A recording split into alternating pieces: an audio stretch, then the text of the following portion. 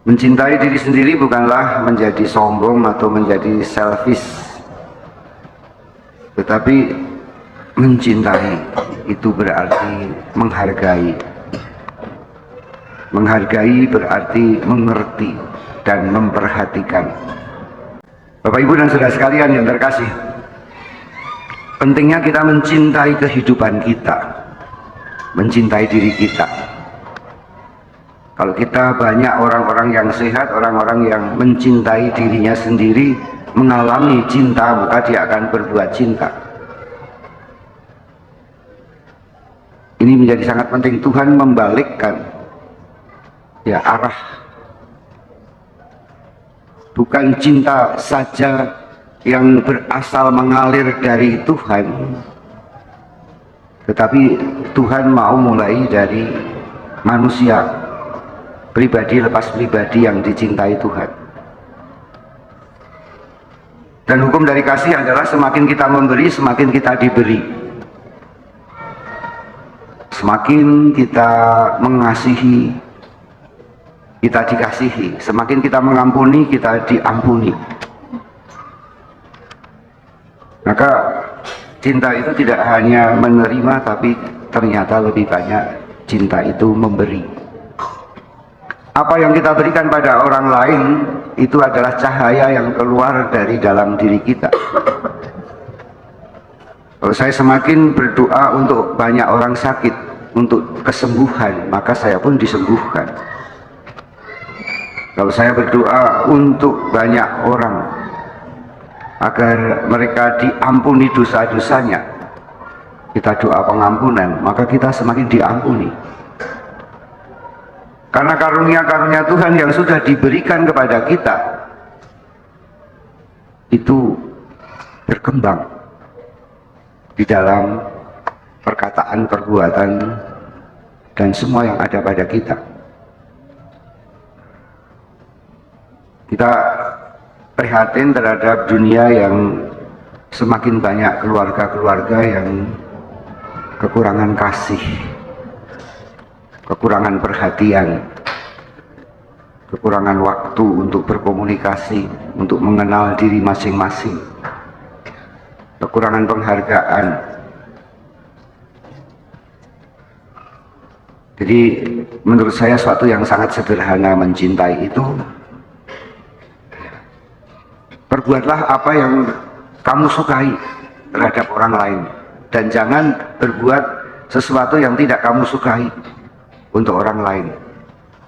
Kalau tidak mau dicubit, jangan mencubit. Ini hukum yang sangat alamiah. Kalau nggak mau dikata-katai, jangan mengata-ngatai. Kalau tidak mau ditindas, jangan menindas. Yang kita berikan itu sesuatu yang berharga kepada orang lain. Kalau kita memberikan sesuatu yang tidak baik, lantas itu juga yang kita akan tuai. Nah, itulah pelajaran pada hari ini, bagaimana kita semakin mengenal kasih Allah yang kita terima, namun yang juga terutama yang kita berikan.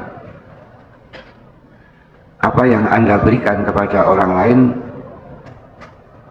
pada sesamamu, itulah yang mengembangkan hidupmu. Itulah yang akan membawa panenan, karena itu yang Anda tanam di dalam kehidupanmu.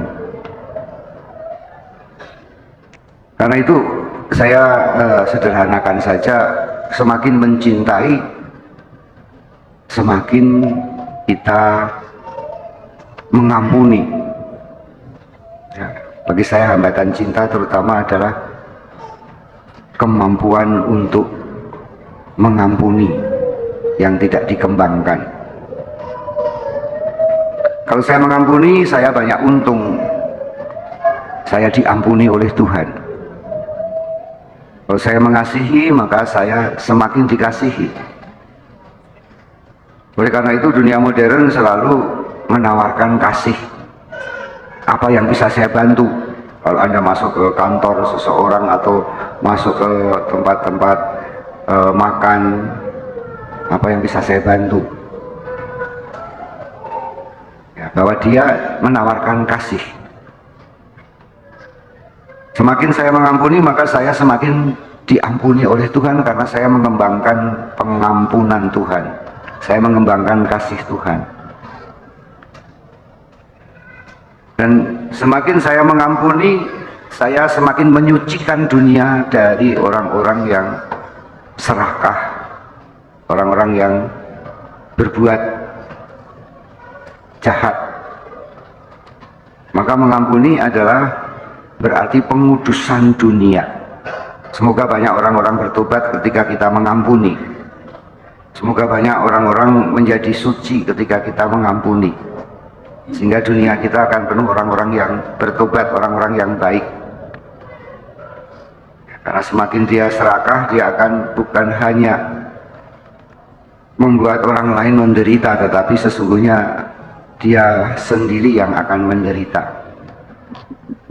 ya, karena dia mengembangkan kejahatan dalam dirinya, mengembangkan keserakahan dalam dirinya. Bapak Ibu dan saudara sekalian yang terkasih, maka kita diajak menjadi berkat, menjadi makanan yang sehat.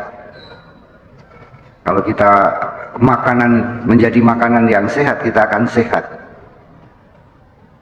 Ya, kalau kita sehat, kita tidak akan menyakiti orang-orang di sekitar kita. Ya, tidak merugikan orang lain, menularkan penyakit-penyakit, entah penyakit fisik, entah penyakit psikologis, jiwa, entah penyakit rohani. Ya.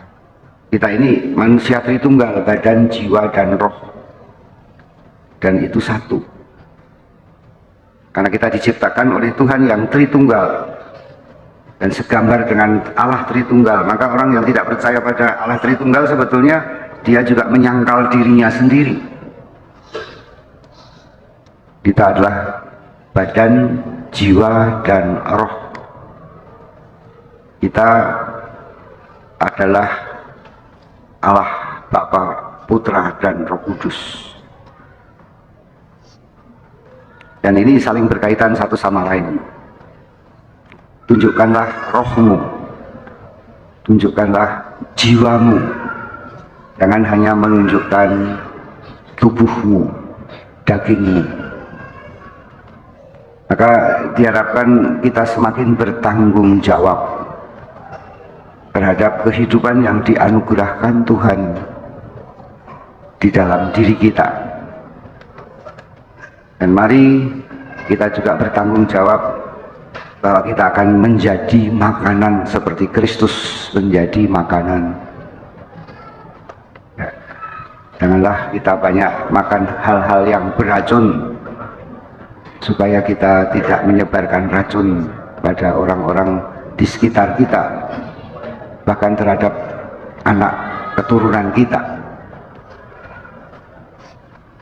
Dan kita sadari bahwa saat ini begitu banyak racun di sekitar kita, bukan hanya polusi udara, tetapi juga polusi pemikiran, polusi etika dalam bisnis maupun politik.